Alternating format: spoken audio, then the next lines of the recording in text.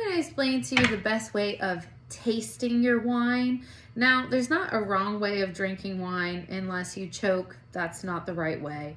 But I'm going to explain to you the way Court of Master Sommeliers, Society of Wine Educators, all of those people kind of encourage tasting wine.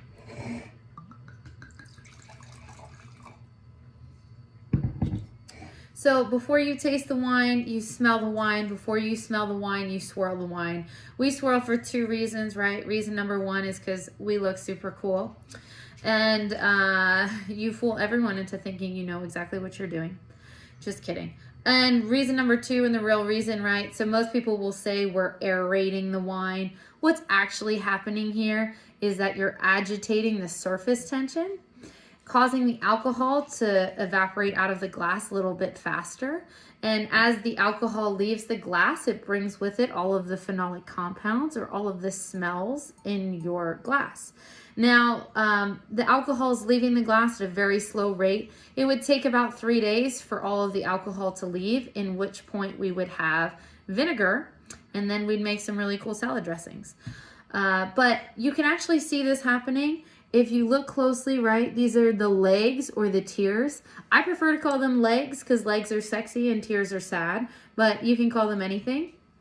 What you're actually looking at with legs or tears is you're seeing the alcohol evaporate out of the glass, and then you can see kind of here. So the water is has less density than the alcohol, so the water is heavier. So once the alcohol leaves the glass, the water that's left behind rolls back down slowly. Legs or tears are not really an indicator of quality like some people believe. Instead, it's more an indicator of alcohol as well as sugar levels. Okay, so we've swirled quite a bit. Now smell. When you smell, put your mouth on the glass as if you're going for a sip. Try and keep your mouth a little bit cracked and open like this.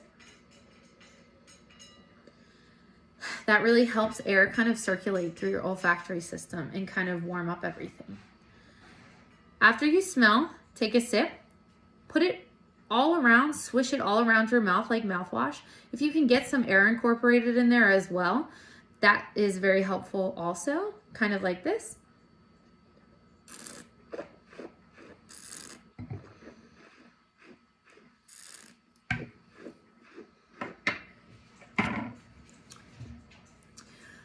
Two things we're going to look for right off the bat. How much and how quickly we salivate under our tongue after swallowing. That'll tell us a bit about the acidity level. So all wine is acidic. On a pH scale, it ranges from 2.9 to 3.9. Just how quickly and how much you salivate under your tongue will kind of tell you a bit more about how low or high on the pH scale you are. You're also going to look for, with red wine, tannin. So tannin is kind of a compound that dries out your mouth.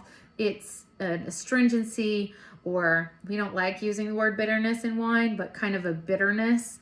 Other things in nature that have that same quality. If you've ever eaten a green banana and your teeth kind of get squeaky. If you've ever eaten too many nuts, the shells, the skins on nuts tend to dry out your mouth. They have tannin.